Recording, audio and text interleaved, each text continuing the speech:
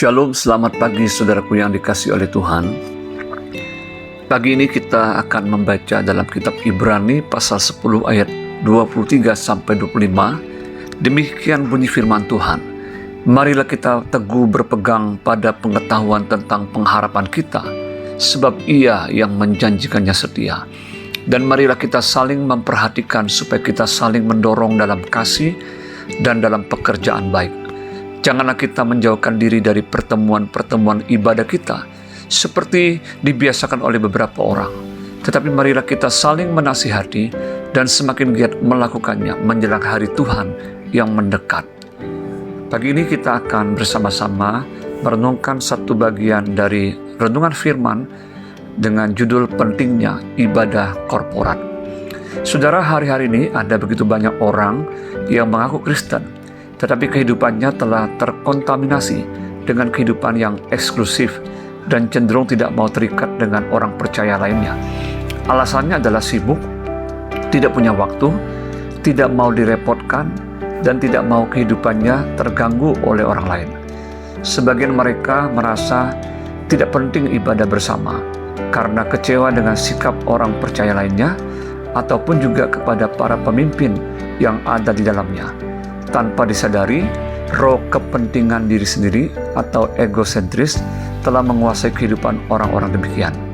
Saudara, firman Tuhan di dalam Ibrani 10 ayat 23-25 dengan jelas mengingatkan kita sebagai orang percaya untuk tidak menjauhkan diri dari pertemuan-pertemuan ibadah kita seperti yang dibiasakan oleh beberapa orang. Tetapi marilah kita saling menasihati dan semakin giat melakukannya menjelang hari Tuhan yang mendekat. Dari ayat ini kita dapat menyimpulkan bahwa sebagai orang percaya, kita tidak dimaksudkan untuk memiliki kehidupan Kristen yang bersifat sendirian.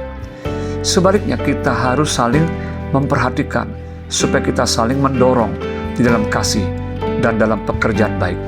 Disinilah letak pentingnya ibadah korporat. Ibadah korporat adalah ibadah yang dilakukan secara bersama-sama dalam kumpulan orang percaya sebagai bagian dari tubuh Kristus, dan Kristus sendiri sebagai kepala dari semuanya. Tuhan Yesus sendiri telah mendirikan jemaatnya, dan Allah maut tidak akan menguasainya dalam Matius 16 ayat 18. Dan di dalam sejarah gereja mula-mula jelas menunjukkan bahwa kehendak Allah di dalam Yesus Kristus agar semua orang percaya bersatu sebagaimana Kristus ada di dalam Bapa, demikian juga orang percaya harus ada di dalam Kristus. Artinya setiap orang percaya mau tidak mau harus tertanam dan mengkomitkan dirinya untuk bertumbuh di dalam sebuah kumpulan jemaat lokal. Di dalam Efesus pasal 4 ayat 11-16 kita mendapatkan penjelasan bahwa setiap orang percaya diperlengkapi bagi pekerjaan pelayanan, bagi pembangunan tubuh Kristus untuk kita bertumbuh di dalam segala hal ke arah Dia, yaitu Kristus yang adalah kepala.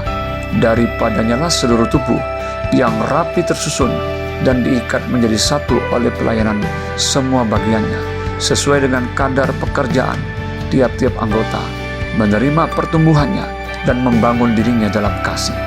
Melalui ayat-ayat tersebut jelas berbicara pentingnya kita tergabung dalam ibadah korporat dengan orang percaya lainnya, dan gerejalah diberikan mandat untuk fungsi tersebut. Saat ini, mari kita menghargai karya Kristus yang telah mendirikan jemaatnya, dan mari kita mendukung pekerjaan Tuhan melalui gerejanya, di mana setiap kita mau berpartisipasi di dalamnya, bukan sebagai penikmat ibadah saja, melainkan turut mengambil bagian di dalamnya sesuai dengan karunia yang telah Tuhan berikan kepada setiap kita, sehingga kita siap menjadi batu-batu hidup bagi pembangunan sebuah rumah rohani, bagi suatu imamat kudus untuk mempersembahkan persembahan rohani yang karena Kristus Yesus berkenan kepada Allah. 1 Petrus 2 ayat yang kelima. Selamat pagi, selamat beraktivitas. Tuhan Yesus memberkati. Shalom.